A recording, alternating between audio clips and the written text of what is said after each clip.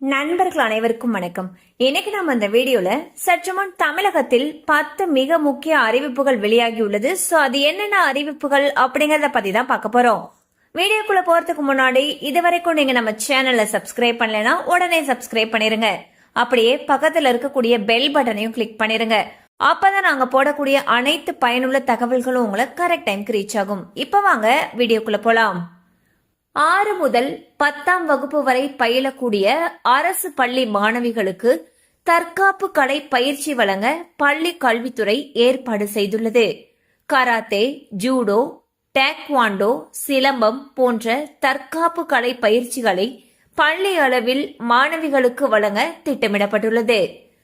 மகளிர் உரிமை தொகையை 2500 ரூபாயாக உயர்த்துவது குறித்து முதலமைச்சர் திரு விஜய் அவர்கள் ஆலோசனை செய்து வருவதாக தகவல்கள் தெரிவிக்கின்றன.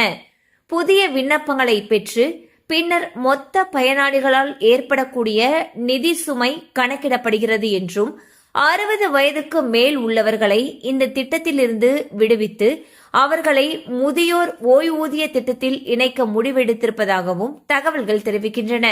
கௌரவ விரிவுரையாளர்களுக்கு 8 மாதங்களுக்கான சம்பளம் அந்தந்த கல்லூரிகளுடைய வங்கிக் கணக்கில் வரவு வைக்கப்பட்டுள்ளது.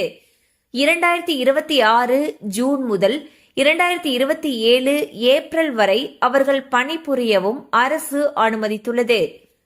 டெண்டர் தொடர்பாக கடந்த ஆட்சியில் பணம் கொடுத்து பாதிக்கப்பட்டவர்கள் லஞ்ச ஒழிப்பு போலீசில் புகார் அளிக்கலாம் என்று அமைச்சர் திரு ஆதவ் அர்ஜுனா அவர்கள் தெரிவித்துள்ளார். புகார் அளிக்க நேரடியாகவோ அல்லது minister.pwd.hd.tn@gmail.com என்ற மெயிலிலோ புகார்களை தெரிவிக்கலாம் எனவும் அறிவித்துள்ளார். சென்னை ஐகோர்ட்டின் பசுவதை தடை உத்தரவை எதிர்த்து தமிழக அரசு சுப்ரீம் கோர்ட்டில் முறையிட்டுள்ளது. புதிய ஊரக வேலைவாய்ப்பு திட்டமான VP-0G 125 நாள் வேலை திட்டம் நாடு முழுவதும் இன்று அமலுக்கு வந்துள்ளது. இதில் மாநில வாரியாக தொழிலாளர்களுக்கு வழங்கப்படக்கூடிய தினசரி ஊதியம் குறித்த விவரம் வெளியாகியுள்ளது. தமிழ்நாட்டில் 345 ரூபாயும் புதுச்சேரியில் 347 ரூபாயும் வழங்கப்படுகிறது. தமிழகத்தில் வாகனங்களுக்கான ஃபேன்சி நம்பர்களுக்கான விலை அதிகரிக்கப்பட்டுள்ளது.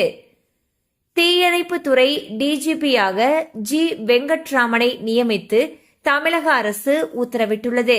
பார்லிமெண்டின் மழைக்கால கூட்டத்தொடர் ஜூலை 20ஆம் தேதி தொடங்க வாய்ப்பிருப்பதாக டெல்லி வட்டார அதிகாரிகள் தெரிவித்துள்ளனர். மத்திய அரசு 17 கோடி பைக் மற்றும் கார் வாகனங்களுடைய RC ரத்து செய்யப்படுவதாக அறிவித்துள்ளது. 15 தாவேகா MLAக்களை ஒரே நேரத்தில் ராஜினாமா செய்ய வைத்து ஆட்சியை கவிழ்க்க முயற்சி நடைபெற்றதாக அதிர்ச்சியான தகவல் வெளியாகியுள்ளது. இது தொடர்பான விசாரணையில் 2 கைது செய்யப்பட்டுள்ளனர்.